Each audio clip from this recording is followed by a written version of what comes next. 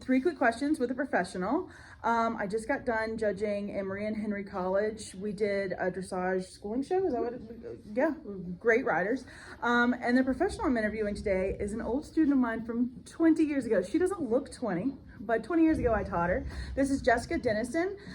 She is a professor at Emory and Henry and also the assistant coach for IDA. For the IDA team here, which is massive. As you can see just by the bridle wall, there's a lot going on. Jessica agreed to three quick questions with me. I feel like there's a hole and a void that we don't really understand so much about the intercollegiate, just the education of it and the use of the horses.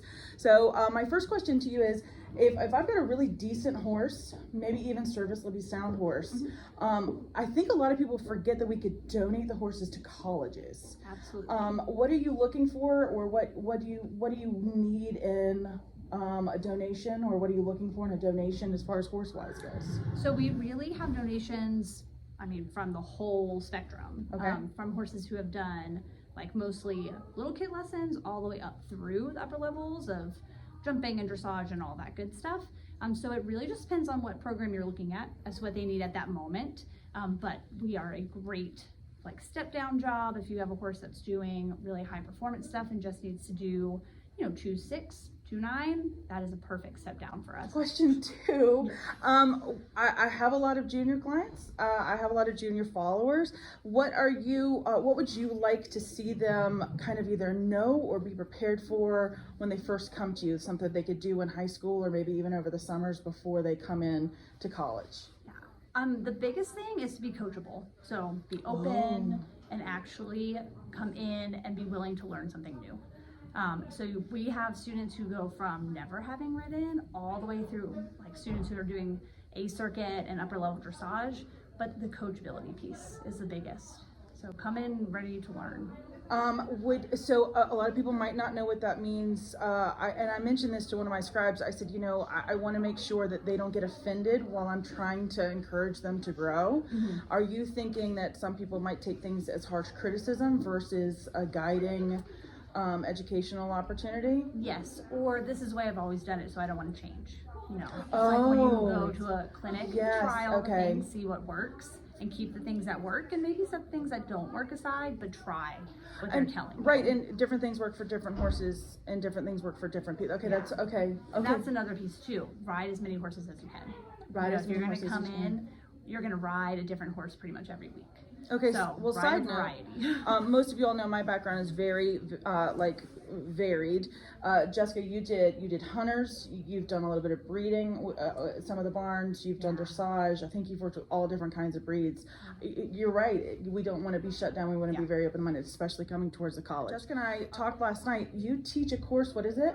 Methods of teaching. Methods of teaching, and I think definitely where we are right now in our industry, on the heels of kind of some controversy, we're all taught to ride, and we're somewhat taught tactics to maybe teach, but I don't think we're really taught to teach. With that course, can we do it online? We can't do it online yet. No, not right now. But you are here at Intermont Equestrian Emory and Henry, so that is offered here. Mm-hmm. But what do you offer for us to think about how to kind of intertwine that into us, like as instructors, as equestrians? Actually learning how people learn. So what learning styles there are, what teaching techniques work best for those, and not just within maybe an arena setting, but psychologically, how are you actually talking to the students? And then making adjustments of how many different ways can I explain something. We teach a ton of group lessons. So obviously each of those students, we teach groups of 8. So, 8 riders with a bunch of different learning styles. I have to incorporate things like visual cues, auditory, kinesthetic, whatever is going to help all of them. And when you touch on each of them, everybody learns more.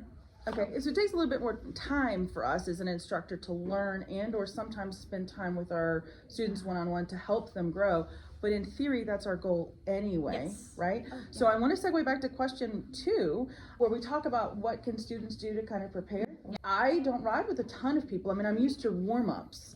So I think you're right. I would be probably a little thrown off if I were riding in that arena with 8. So Yeah. what do you suggest? Like open shows or trying to take group lessons elsewhere? Group lessons are a great idea. And even if it's just the warm-up ring, but we do have a lot of students who come in on private lessons, period. And it is a bit of a shock. You know, they come in and they're like, I'm used to having that one-on-one. But you can learn so much from other people in your group. So when you come in and you're in a group lesson, actually watch and pay attention to all those other riders and the corrections that they're getting, because they're going to end up helping you. If you're like, oh, I make that same mistake in my body, how did they fix it? That's a huge key. That's So fantastic. there's a lot of benefits to group lessons. Okay. And we talked about that. And I'm sure you give a good segue in for someone coming into the group lessons Oh, blind. But yeah, I didn't even think about that. That's, again, the amount of things that we just suddenly developed talking about is so cool. I didn't even realize how much went on at these colleges, especially at this college. And again, thank you so much, Jessica Dennison of Emory and Henry. We're in Virginia, right? We are. We're in Emory, Virginia. Our equestrian center's in Bristol, Virginia. Yeah, Thank you find so us on much. social media. 3 quick questions to the professional. It took a little longer, but we had a lot more fun. Thank you. Screenshot that and go follow them, please. And thank you.